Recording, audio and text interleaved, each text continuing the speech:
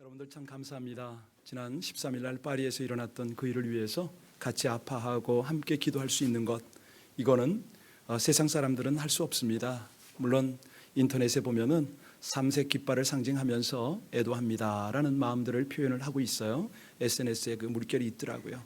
그래도 우리가 할 수 있는 최상의 것은 하나님의 긍휼과 하나님의 위로와 소망이 그 땅에 뿌려지도록 기도하는 것밖에 없습니다. 잘 아시지만 무고한 사람들 아닙니까? 무려 129명이 목숨을 잃었고 지금 352명이요 큰 부상을 입었는데 여러분 지금 이 생사의 위기 중에 있는 사람이 적지 않습니다. 99명이라고 그래요. 그래서 혹자들은 이야기하기를 911이 발생한 다음에 2차 세계대전 이후에 가장 큰 테러가 아니냐. 여러분, 이 테러의 원인이 뭡니까? 엄격하게 말하면 이제 시리아 내전에서부터 발생이 됐다라고 우리가 이렇게 볼 수가 있는데, 실제는 영적 전쟁이죠. 극단주의, 이슬람 극단주의자들이 종교를 비방해서 지금 무차별한 테러를 지금 하고 있습니다. 그런데 내면에 보면요, 다 경제적인 이유거든요. 다 그 돈과 연결이 되어 있습니다. 한결같아요. 정치와 경제와 이 소위 말하는 다들 자기 그 어떤 그 이권이 그 밑바닥에 다 깔려 있는 것 아닙니까? 그래서 무고한 사람들을 죽이고 하나님의 이 섭리와 경륜을 거스리고 있습니다. 난세인데 지금 유럽이 말로 할 수 없는 그런 두려움 속에 있습니다. 왜냐하면 그 시리아 내전 때문에 난민이 발생했는데 난민을 받아줬더니 그 속에서 15살짜리가 자폭을 하고 있어요. 근데 그 자폭의 수준이 우리가 상상하는 그런 수준이 아닙니다. 이 폭탄을 허리에 두르거든요. 근데 이 폭탄이 어떤 폭탄이냐면 액화가 된 폭탄이에요. 이거 무슨 폭탄 덩어리여야지 쉽게 이렇게 검색을 하고 그럴 수가 있지 않습니까? 잘 발각이 안 되는 거예요. 자, 이게 갈수록 악해지고 교묘하고 정말로 어떻게 걷잡을 수 없는 이런 세상 속을 우리가 살아가고 있는데요. 하나 질문할까요? 만약에 저와 여러분들이 이 시대의 정치의 리더십이었다, 프랑스의 대통령이었다, 여러분들은 어떤 조치를 취할 것입니까? 될 일이 없으니까 걱정 안 하십니까? 사실은 지금의 모든 위정자들, 정치, 경제, 교육 모든 분야의 이 국방은 말할 것도 없고요. 지금 보니까 터키에서 G20 그 정상들 모여서 지금 이걸 세계적 그 연합을 이루어서 이 극단주의 테러를 막아보자라고 지금 의견을 다 모으고 있습니다. 대부분의 나라의 피해자가 다 있어요. 근데 참 감사한 것이 불행 중 다행이죠. 우리 한국인은 아직 나타나진 않고 있는데 프랑스는 이미 모든 국경을 통제하기 시작했고요. 그 유명 관광지는 다 문을 닫았습니다. 한국도 프랑스의 여행을 중단시킨 이제 이런 사태까지 벌어진 것이죠. 이걸 보면서 우리가 시대의 흐름을 좀 익히셔야 됩니다. 여러분, 하나님의 역사는 구약의 2000년, 신약의 2000년, 중간기 400년. 오늘 21세기 2015년 11월을 달려가고 있는데요. 여기에는 말 그대로입니다. 하나님의 스토리예요. 역사의 히스토리예요. 이걸 보면서 이 파리의 사태는 과연 오늘을 사는 우리에게 어떤 메시지가 있는가 살펴야 되거든요. 남의 일 아닙니다. 우리가 살고 있는 미국이 당면할 수 있는 일이고, 아니면 우리 자녀들과 우리 후손들에게 바로 닥쳐올 그런 미래입니다. 자, 여기서 저는 여러분들이 대통령이었으면 어찌하시겠습니까? 라고 지금 질문을 했었지 않습니까? 어떤 대답을 하시겠습니까? 이게 경영이거든요. 역사의 경영. 사람들은 인간적 안목을 가지고 그래, 맞아, 위정자들 탓이고 정치지 아닙니다. 그런 것이 아니고요. 우리 주님 오실 날이 심히 가깝기 때문에 이럴 때일수록 하나님의 경륜, 하나님의 섭리를 주목을 해야 됩니다. 나의 역할은 뭐냐 이거죠. 오늘 나는 이 하나님으로부터 어떤 교훈을 받아서 어떻게 반응할 거냐 이거죠. 왜냐하면 이 험난한 세상에 단 한 번뿐인 우리 인생을 지금 살고 있지 않습니까?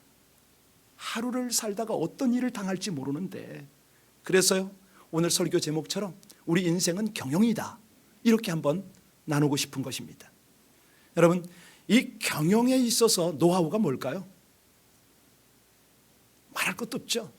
예, 지금 이 세대는요, 소위 말하는 CEO라고 그러지 않습니까? 이 경영의 리더십들을 굉장히 중시를 하고 있는데, 기업이 됐던 스포츠가 됐던 뭐 어떤 분야가 됐던 이 CEO의 역할은 아주 중차대합니다.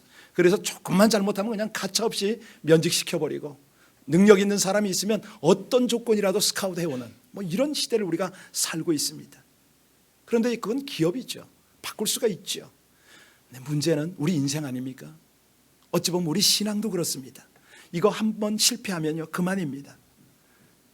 물론 실패하고 후회하고 또 회개하고 돌아올 수도 있겠지만, 그래봐야 세월은 다 보낸 뒤죠. 오늘 저와 여러분이 봉독한 이 잠언서 말씀은요, 잠언서 중에서도 아주 중요한 부분을 차지하지 않습니까? 청년들 대답하십시오. 잠언이 몇 장으로 되어 있어요? 예, 감사합니다. 31장으로 되어 있어서 매일 한 장씩 읽어라. 안 잊어버리셨죠? 예, 그럼 오늘 16장은 잠언서의 어느 부분에 해당합니까? 그렇군요. 정확하게 중간입니다. 15장까지 우리가 다 큐티를 해왔지 않습니까? 15장까지의 요약, 어떤 것이 기억이 나십니까? 예, 사람의 삶은 인간의 지식 가지고는 안 된다고 하나님은 누누이 강조를 하십니다. 지식 가지고는 안 되니까 지혜를 살으라는 것이죠.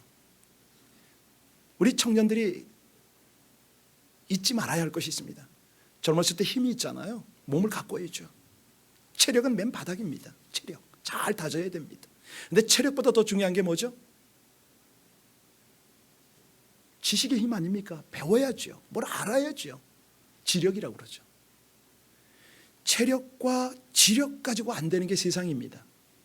알아봤자 뭐하니? 그 다음에 중요한 거는 덕입니다. 덕. 사람을 이해하고 품어주고 같이 포용하고 함께 나가는, 소위 말하는 요즘은 인성이라고 그러는데, 이런 어떤 덕이 있어야 돼요. 덕역이라고도 할 수 있겠죠. 근데 이거는 세상 사람들이 다 할 수가 있어요. 우리 크리스천들이, 하나님의 백성들이 세상이 안 가지는 것을 또 하나 가질 수 있으니, 그것이 뭡니까?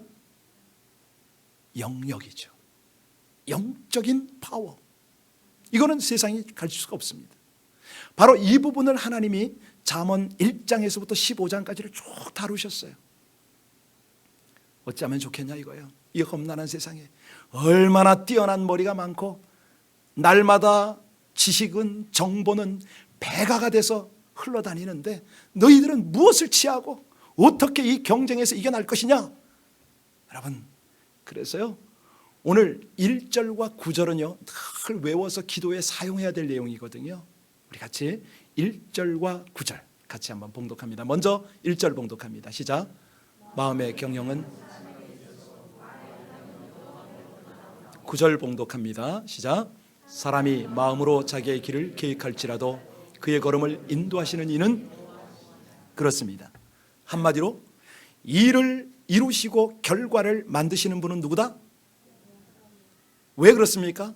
사람의 능력은 제한적입니다. 사람의 지식, 이것도 어찌할 수가 없습니다. 결국은 자기 인생을 주관할 수가 없어요. 이걸 깨달아야 됩니다. 하나님은 오늘 메시지를 통해서 이거를 우리가 철저히 처절하게 좀 느끼도록 그렇게 도전하시는 겁니다. 다시 한번 말씀드립니다. 잠언 15장에 오기까지 너희가 인생을 경영하는 법을 아느냐? 가정, 일터 어떻게 경영할래? 인간관계는 어떻게 경영하는 것이 옳은지 아느냐 이거예요. 이것도 제대로 못하면서 어떻게 미래를 경영하려고 너희들이 그렇게 마음을 먹느냐? 하나님의 결론이 뭔지 기억하십니까? 뭘 경영하라고 그러죠? 인생을 제대로 경영하려면 마음부터 경영하라. 이걸 계속 누누이 강조해 오셨어요. 이 마음을 좀 경영해봐라. 마음 경영에 대한 기초는 그 입에서 나오는 거 보면 알 수 있는데, 입의 기운이 곧 마음의 상태다. 이런 걸 하나님 말씀하셨어요. 뭐 이런 걸 일일이 다 설명할 수는 없고요. 이 시간에 오늘 본문 속으로 조금 더 들어갑니다. 하나님께서 지금 계속 강조하시는 것은 뭐냐면 생명도 나름이 있어요. 지혜도 나름이 있어요. 그러니까 하나님의 경영이 왜 최고의 경영이 되느냐면 하나님의 생명은 땅의 생명이 아닙니다. 하늘로부터 오는 생명을 공급하시잖아요. 차원이 다르죠. 지혜 마찬가지입니다. 우리가 세상의 어떤 학문적 지혜를 지금 논하는 건 아니고요. 하나님의 지혜는 위로부터 옵니다. 하늘의 지혜죠. 성령으로 말미암아 주어지는 것이죠. 자, 그렇다면 여러분과 저의 인생을, 이 경영을 누구에게 맡겨야 된다고요? 예, CEO는 하나님이십니다. 하나님. 내 인생이니까 내가 한다고요? 여태까지 해오셨지 않습니까? 결과가 뭡니까? 깨닫는 거예요. 뭘 깨닫습니까? 나는 연약하죠. 나는 부족하죠. 아니, 정직하게 말하면 우둔합니다. 무능하고 무지하죠. 제 선교 경력 10년 끝나고 나서 다 그거 알았어요. 선교 제가 하는 게 아니더라고요. 전 하나님께 선교 당했어요. 이겁니다. 이거 결국은 무능하고 무익한 종인 거, 이거를 깨닫는 게 우리 자신입니다. 그러면 경영을 어떻게 할 거냐? 내가 경영한다? 부도나게 딱 맞죠. 딱 맞습니다. 파탄 납니다. 다 해보셨잖아요. 여기요, 최소한 5, 60대 되신 분들은요, 다 이 말을 공감할 수밖에 없어요. 다 해보셨거든요. 자, 우리가 그분을 하나님이라고, 나의 CEO는 하나님이 될 수밖에 없다고 지금 인정을 했는데, 왜 그러냐면 그분이 우리 인생을 맡아주시고 주관하시면 당신의 역사 속에서 우리를, 당신 뜻대로 우리를 마음껏 사용하실 수가 있잖아요. 이 자리에 계신 대부분의 분들이 읽으셨으리라 생각되는데, 최고 경영자 예수, 그 영어로 된 책이었죠. Jesus CEO라고 읽어보셨죠? 예. 그 책의 저자가 누굽니까? 아주 신실한 크리스천이에요. 여성 실업가입니다. 자매입니다. 로리 벤스 존스인데, 이 자매가 경영을 해보니까 경영하면 할수록 성경적 경영이 옳다는 거죠. 사복음서에서 예수님이 활동하시고 말씀하신 그 내용들을 다 압축을 시켜놓으니까 이거다, 이거. 최고 경영자는 예수다. 그래서 이 뛰어난 경영자 예수를 증거한 책이 바로 그 책인데요. 여기 안 읽어보신 분이 있었으면 나중에 한번 보세요. 정 안 되면, 시간 바쁘시면 인터넷에 서머리한 거라도 한번 읽으셔야 됩니다. 불신자들이 이 책을 많이 읽었습니다.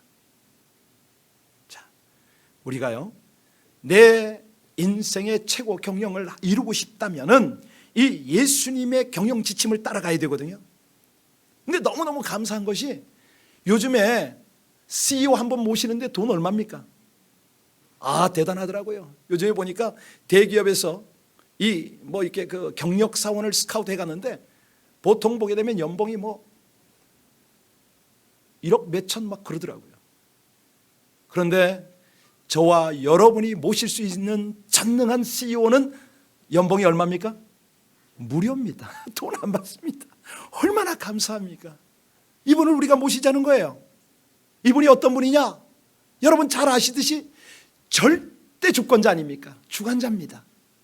온 만물 친히 창조하시고 온 만물 섭리하시고 이끌어 주시는 그 우리의 경영자. 아니, 이분이 형상대로 우리 만드셨는데, 이 아담이 자기 경영 한번 해보겠다고 덤벼들었다가 어떻게 됩니까? 우리 몽땅 죄인 만들었습니다. 그런데 하나님의 경영은 또 다시 어떻게 이루세요?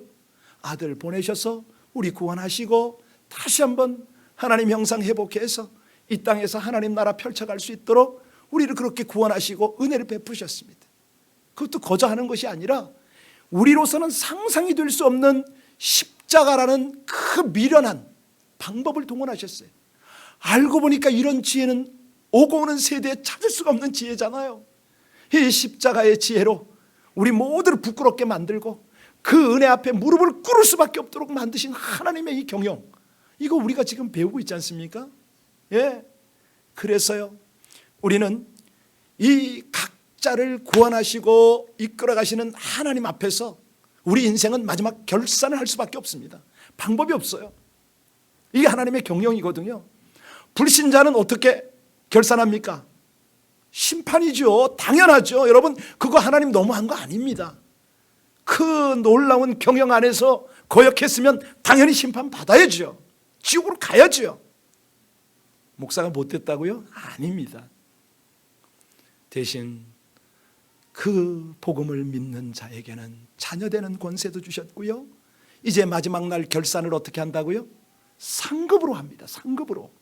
애썼으니까, 수고했으니까 중보하고 보이지 않는 곳에서 봉사하고 하나님 앞에 최선을 다해서 살려고 몸부림쳤으니까 당연히 상 받아야죠. 여러분, 이 하나님의 경영 앞에 겸손하게 하나님의 주권을 인정하고 내 인생의 주인이심을 고백하며 한 걸음 한 걸음 기도로 나서시기를 주의 이름으로 축원합니다. 그렇습니다.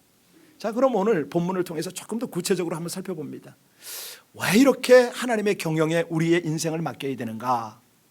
이 사람은요, 아무리 생각해도, 아무리 의를 이룬다 하더라도 하나님의 공의에는 근접을 할 수가 없습니다. 우리 하나님만이 바르고 선하시거든요. 우리가 눈으로 판단할 때요, 우리 생각으로 어떤 것들을 결정할 때 참 부당하고 막 억울하게 여겨지는 일들이 수도 없이 많습니다. 그런데 하나님은요, 결과적으로 보면 완전히 공의롭게 이걸 이루세요. 이걸 보고 우리는 하나님의 다림줄이다 이런 표현을 하잖아요. 다림줄이 뭡니까? 건축할 때 보면은 이렇게 추가 딱 달려있고 먹물이 묻혀 있어서 탁 한번 튕기면은 수직과 수평을 쫙 이루지 않습니까? 하나님의 기준인 것이죠. 하나님의 기준은 어디에 있습니까? 성경이 있지 않습니까? 다 아시면서 그냥 저보고 말하라는 거죠? 성경이 우리에게 주어진 목적이 뭡니까? 왜 이게 주어졌습니까? 그냥 읽으라고요? 아닙니다. 성경을 볼 때는 항상 하나님의 관점을 조금은 좀 알아들이세요.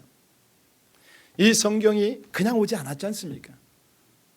번역과 이 모든 유통을 핏값으로 하나님이 그렇게 많은 희생을 치르면서 우리에게 전수하셨거든요. 목적이 있을 거 아니에요. 성경이 나에게 주어진 목적은 뭐라고요? 디모데후서 3장 16절 기억하세요?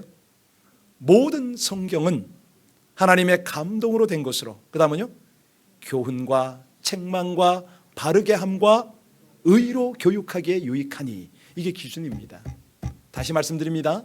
성경이 저와 여러분에게 주어진 목적 첫 번째는 하나님 좀 알으라고, 하나님의 경륜과 역사와 섭리를 좀 깨달으라고 주어졌고요, 두 번째는 그의 백성다운 삶을 살아볼 수 없겠느냐, 하나님의 경영을 온전히 네 삶에서 이룰 수가 없겠느냐, 이거거든요. 이거를 위해서 성경이 우리에게 주어졌습니다. 그래서요, 이 주도권을, 이 경영 지침을 따라가는데 다 맡기는 거죠. 오늘 3절 한번 보시겠습니다.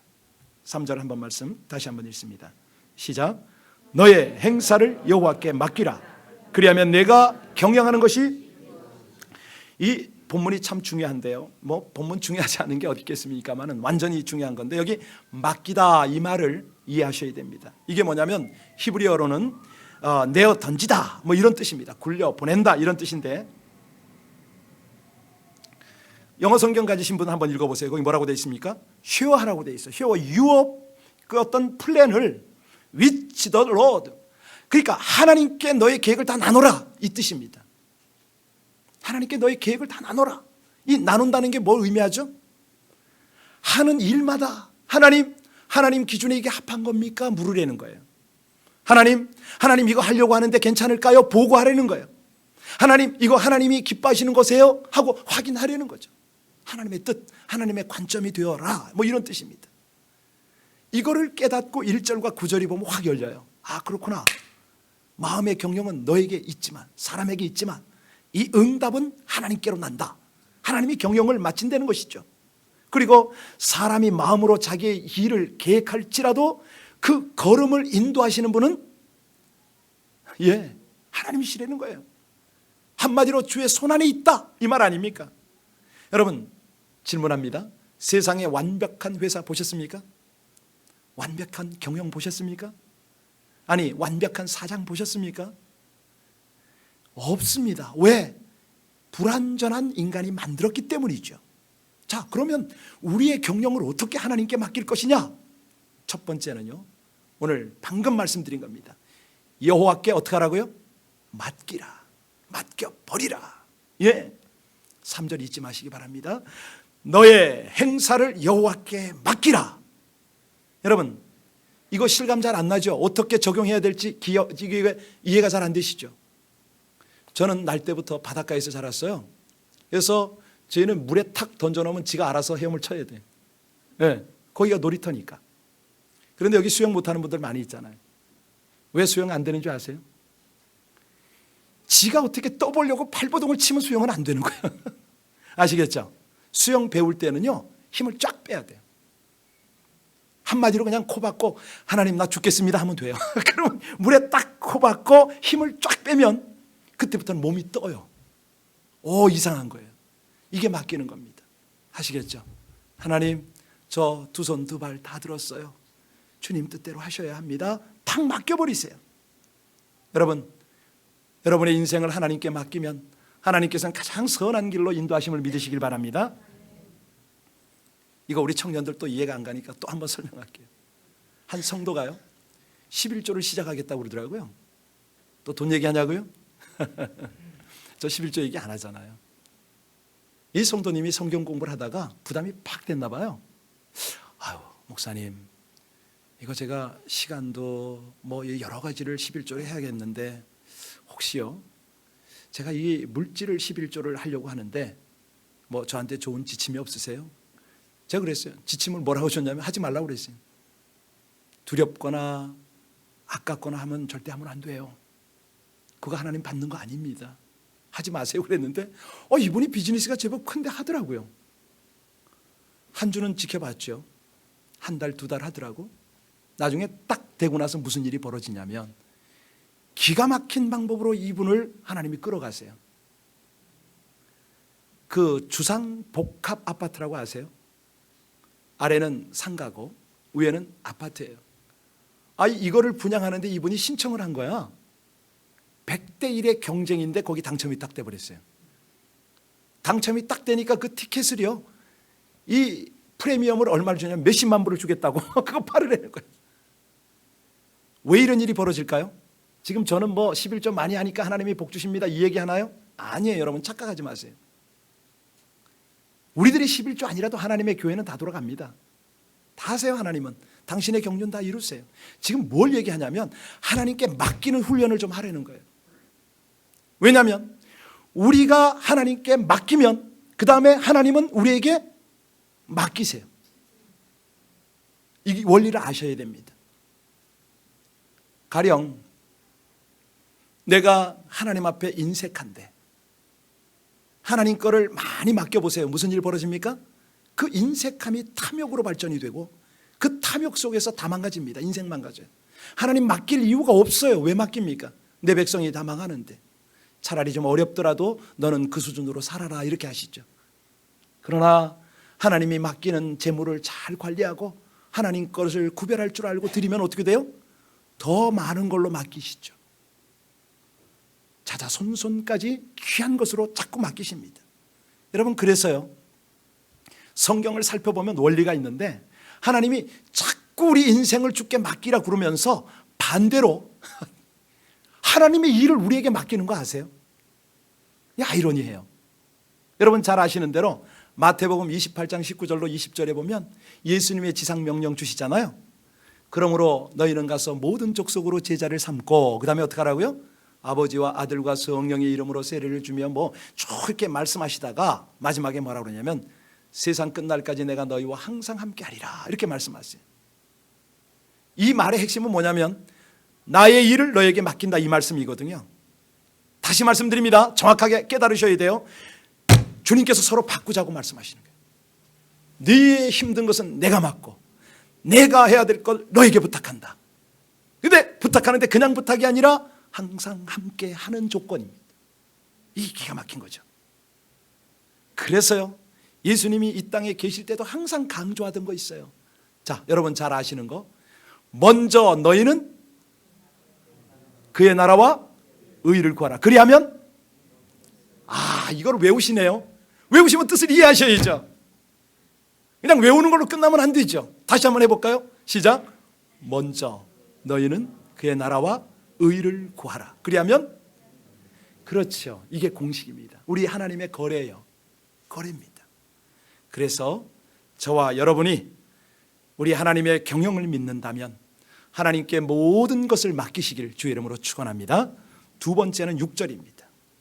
어떻게 해야 하나님의 경영, 최고의 경영을 우리가 경험할 수 있는가? 6절 같이 읽겠습니다. 자, 시작. 인자와 진리로 인하여 죄악이 속하게 되며 여호와를 경외함으로 말미암아 악에서 떠나게 되느니라. 뭘 하라고요? 경외하라. 하나님을 경외하라. 그러면 하나님의 경영이 이루어집니다. 여기 하나님을 경외한다, 이게 무슨 말일까요? 히브리 말로는 이루아라고 합니다. 이루아, 이리와가 아니로 이루아. 그런데 이게 무슨 뜻이냐? 우리 하나님을 향해서 가지는 거룩한 두려움을 뜻하는 거거든요. 하나님을 존경하고 하나님을 사랑하는데 여기서 거룩한 두려움이 나타나요. 어제 토요일 날 미션 능력기도 세미나를 하는데 간사님이 한 분 나와서 간증을 좀 해주십시오 그랬더니 제가 무슨 주제를 잡았냐면 영적 전쟁을 다뤘거든요. 그 중에서 하나님의 영광을 본 분, 우리의 예배 중에 하나님의 천군 천사가 우리 위에 임재하실 때가 있고 하나님께서 환상과 계시로 당신의 임재를 나타낼 때가 있는데 경험한 분 계시면 좀 나눠주십시오 그랬더니 한 분이 나와서 얘기를 하시더래요. 몇 번 경험이 있어요. 이분이 하나만 나눠드릴게요. 이분이 애 키우고 어쩌고 하다가 너무 힘이 들어서 기도의 자리 나왔는데 도저히 기도가 안 되더래. 그래서 하나님 저 왔다 가지요 인사만 하고 가려고 했는데 뒤에서 뭐가 붙잡더래요. 그래서 뒤를 돌아보니까 아무도 없는데 뭐 잘못 느꼈겠지 하고 잠깐 앉았다가 또 일어서 나가는데 또 붙들더래요. 아무래도 이상해서 조금 더 기도해야 되나 그러는데 몸이 천근만근이니까 가야겠다 싶어서 두 번째 또 일어났는데 또 붙들더래요. 세 번째 자리에 붙들려 앉았을 때 바로 그때입니다. 갑자기 앞쪽에서 밝은 빛이 비춰지면서 하나님의 영광의 임재가 쫙 나타난 거예요. 눈물과 감격이 터지고 그 자리에 앉아서 기도가 절로 되더라는 거예요. 이제 하나님이요, 피곤하고 힘들어하는 우리들도 딱 잡아주면 그대로 경외감이 되는 거예요. 이분이요, 몇 개를 간증을 했는데 하나만 더 해드릴게요. 한 번은 중복 모임이 있어서 중보를 같이 하는데 앞에 연로하신 권사님들 한 5분하고 함께 교회 이 강대상 앞에서 막 중보를 했답니다. 그런데 그 기도 속에 갑자기 강대상 앞에 열리더니 영광의 빛으로 충만하고 천사가 그들의 찬양과 기도를 쫙 받아서 올라가더래요. 너무 놀래가지고 권사님 보이시죠? 그랬더니 다들 뭐가 보이냐고. 그러니까 이분이 너무 답답했던 거야. 안 보이냐고. 그 다음부터 이분이 무슨 기도를 했냐면 하나님 우리 권사님들도 다 보게 해주세요 기도를 한 거예요. 그랬더니 나중에 한 분 한 분 보기 시작하고 5분이 다 본 거죠. 이게 경외입니다. 느껴지지 않고 보이지 않지만 하나님을 거룩한 두려움으로 만나겠다, 이 마음을 가지면요 하나님 반드시 오세요. 뭐 성경에 하도 예가 많아서 다 뭐 할 수는 없습니다. 뭐 모세 같은 경우에 그랬지 않습니까? 떨기나무에서 하나님 만났을 때 거룩한 곳이다 신 벗어라. 예, 아멘. 그때요 이 경외감이라는 것은 영원히 흔들려요. 여러분들 그런 경험하셔야 됩니다. 우리 교회 예배 중에 하나가 우리는 하나님을 경험해야 된다는 이 어떤 일념이 있어요. 예배에 성공을 해야 된다. 그래서요 몰입하셔야 돼요. 그러면요 머리털이 곤두쓰듯이 하나님의 임재를 느낄 수가 있어요. 점점 예민해지셔야 돼요. 영의 눈도 열릴 수가 있어요. 귀가 열릴 수가 있어요. 이런 은혜가 하나님을 경외하시다가 하나님을 경험하고 하나님의 경영을 받는 축복이 여러분에게 항상 함께 하시기를 주의 이름으로 축원합니다. 세 번째입니다. 어떻게 하나님의 경영을 받을 것인가? 다 기억하시나요? 첫 번째 뭐였죠? 맡기라. 두 번째는요? 경외하라. 세 번째는 기도입니다. 기도. 여기 보니까 7절 한번 봅니다. 우리 하나님을 기쁘시게 하는 것이 그분의 경영을 받는 방법이죠. 7절 같이 읽습니다. 시작. 사람의 행위가 여호와를 기쁘시게 하면 그 사람의 원수라도 그와 더불어. 그렇습니다. 지금 프랑스와 유럽의 해결책은 이거밖에 없어요. 우리가 기도하고 하나님의 긍휼을 구하고 하나님을 기쁘시게 하려고 우리 중심을 하나님 앞에 드리면 이거는 해결이 됩니다. 자, 우리 인생이 똑같은데요, 중요한 것은 뭐냐면 여기 아무리 원수라도 화목하게 살아야 되는 거 아닙니까? 그런데 이 케이스를 이렇게 설명을 해드리죠. 여러분들 그 사도행전에 보면 다윗에 대한 하나님의 평가가 기록되어 있는 거 기억하시나 모르겠습니다. 다윗은 하나님의 마음에 어떤 자라고요? 그렇습니다. 이새의 아들 다윗을 만나니 내 마음에 합한 사람이라. 근데 그 다음 말이 더 중요해요. 내 뜻을 그에게 이루리라. 하나님의 경영을 다 이루신대요. 내 마음이 기쁘니까, 하나님 마음에 합하니까. 여러분, 이런 축복이 있기를 주의 이름으로 축원합니다. 근데 어떤 때 합해지느냐, 이거 비교해야 됩니다. 사울도 다윗도 하나님의 기름 부음을 받았잖아요. 그런데 어떻게 사울은 폐위가 되고 다윗은 이 예수까지, 다시 말하면 그 후손 자자손손까지 어떻게 이렇게 하나님의 기쁨의 도구로 경영을 이룰까? 우리 그거 궁금한데요. 사무엘상 15장에 보면 사울이 사무엘에게 뭐라고 그러냐면요, 내가 범죄하였나이다. 내가 여호와의 명령과 당신의 말씀을 어긴 것은 내가 백성을 두려워하여 그 말을 청종하였음이니이다. 이렇게 말합니다. 깨달아졌습니까? 사울은요, 소위 말하는 정치를 한 거예요. 어떤 정치입니까? 백성을 두려워하니까 여론 정치에 말려 들어간 거죠. 하나님이 이걸 두고 보시지 않죠. 자, 이에 비해서 다윗의 대표적 사건이 뭐냐면 사무엘하 2장 1절을 보면요, 다윗이 여호와께 물어 가로되, 이거 비즈니스 하시는 분들 이거 표시해 놓으셔야 됩니다. 사무엘하 2장 1절, 예, 찾으세요. 우리 비즈니스 하시는 분들은 다 찾으세요. 사무엘하 2장 1절 같이 보겠습니다. 같이 사무엘하 2장 1절 시작. 그 후에 다윗이 여호와께 물어 가로되 내가 유다 한 성으로 올라가리이까? 여호와께 가라사대 올라가라. 다윗이 가로되 어디로 가리이까? 가라사대 헤브론으로 갈지니라. 깨달아지셨죠? 건건마다 하나님께 여쭤보는 거예요 지금. 하나님, 이 비즈니스 해야 됩니까? 이거죠. 이 사람하고 거래해야 됩니까? 이거죠. 자, 어떻게 해야 됩니까? 이것까지 물었어요. 다윗은요, 어떤 일을 하기 전에 기도부터 했다는 것입니다. 그랬더니 하나님께서 이 다윗을 기뻐하셔서 내 마음에 합한 자다. 사무엘하 3장 1절에 보면요, 그런 말씀이 있어요. 3장 1절까지 보세요. 사울의 집과 다윗의 집 사이에 전쟁이 오래매 다윗은 점점 강하여 가고 사울은 점점 약하여 가니라. 아니, 똑같이 기름 부음을 받았는데 한 집안은 갈수록 강해지고 한 집안은 갈수록 약해지고. 여러분, 왜 이런 일이 벌어집니까? 딱 하나거든요. 하나님을 기쁘시게 하는 것입니다. 그랬더니 하나님의 경영이 거기 이루어지는 것이에요. 여러분, 절대로요, 기도하지 않고 사람의 생각, 사람의 의견 따르지 마시기 바랍니다. 우리 청년들은 잘 알아야 돼요. 느닷없이 너무너무 핸섬하고 멋진 형제가 탁 나타났다. 기도도 안 했는데 그거 어떻게 해야 돼요? 살펴야 돼, 거절해야 돼. 그거는 이 사단의 미끼가 될 수도 있어요. 너무 예쁜 자매가 갑자기 나타났다. 그때는 딱 경계부터 해야 되는 거예요. 네. 매사 기도로 시작하시고 우리 주님께 물어보고 한 걸음 한 걸음 나가시기를 주의 이름으로 축원합니다. 예. 근데 어떤 분들은요, 일 터진 다음에 기도하는 분들이 있어요. 그냥 아무 생각 없이 일단 일 처리해놓고, 예, 그저 문제가 생기면 그냥 깨닫고 눈물을 흘리고 막 부르짖고 기도하는 사람이 있어요. 여기 계시죠? 근데 그 기도는 어떻습니까? 너무 힘이 듭니다. 응답도요, 더디지요. 여러분,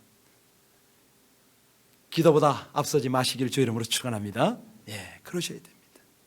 근데 이제 오늘 마무리를 하면서 여러분에게 또 하나 도전할까요? 우리가 이렇게 그렇구나, 맡기고 하나님을 경외하고 기쁘시게 하면 하나님의 경영을 이루는구나. 그런데 이해가 안 갈 때가 있어요. 어떤 겁니까? 바로 이 프랑스의 사건 이런 거 아닙니까? 하나님, 왜 착한 사람은 고통을 받고 악한 사람은 저렇게 떳떳하게 삽니까? 이게 웬일입니까? 라고 우리 궁금한 것이 있어요. 여러분, 근원을 진단해 드릴게요. 우리가 왜 이런 생각합니까? 우리는 이런 생각할 자유가 없어요. 주제가 아닙니다. 하나님의 경영을 인정한다면, 그렇죠? 내가 왜 이런 생각을 하냐면 내 인생을 온전히 하나님께 맡기지 못할 때 이런 질문이 나와요. 하나님, 지금은 깨닫지 못하지만 저는 기도할 뿐입니다. 이제 하나님이 행하시는 경륜을 이제 곧 보게 될 줄로 믿습니다. 이거거든요. 이거 그분의 주권을 인정해 드리는 거예요. 그분을 경외하는 거예요. 그러니 그분과 함께 동행을 하는 것이죠. 여러분, 절대로요, 어려운 일을 만날 때 하나님 왜 나 버리세요? 그러지 마세요. 하나님, 내가 뭘 잘못했길래 이렇게 큰 시련 주세요? 이런 거 하지 마세요. 하지 마세요. 하나님, 하나님의 경영을 저에게서 이루시옵소서. 이 기도를 하라는 거예요. 이 기도. 오늘 사람이 마음의 경영이 사람에게 있다고 그랬잖아요. 마음의 경영은 사람에게 있다. 하나님께서 우리에게 주셨다는 거 아닙니까? 그런데 응답은 하나님께로부터 온다. 잊지 마시기 바랍니다. 한번 이 잠언서 계속 한번 도전해 보시지 않으시겠어요? 제가 깨달은 건 이 정도인데 여러분에게는 더 깊은 깨달음을 주실 수 있는 분이 하나님이십니다.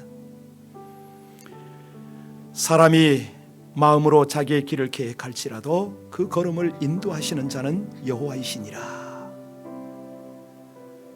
여러분, 한번 눈을 감으시고요, 이 부분에 대해서 다시 한번 묵상하시기 바랍니다. 하나님, 저 부족합니다. 연약합니다. 세상에 완벽한 일터, 완벽한 사람, 완벽한 경영 제가 찾지 못했던 것 고백합니다. 그래서 하나님을 경외할 것입니다. 하나님께 맡길 것입니다. 하나님만을 기뻐할 것입니다. 오 주님, 여호와라 하시는 이가 이제 내가 경영하리라, 내가 성취하리라 주님이 약속하셨사오니 제 마음을 경영하여 주옵소서. 우리 가정을 경영하여 주옵소서. 저의 모든 인간관계를 경영하여 주옵소서. 저의 모든 미래를 하나님의 지혜로, 하나님의 기준으로, 하나님의 뜻으로, 하나님의 역사로 경영하여 주옵소서. 우리 함께 다 같이 오늘 말씀 생각하며 기도하겠습니다.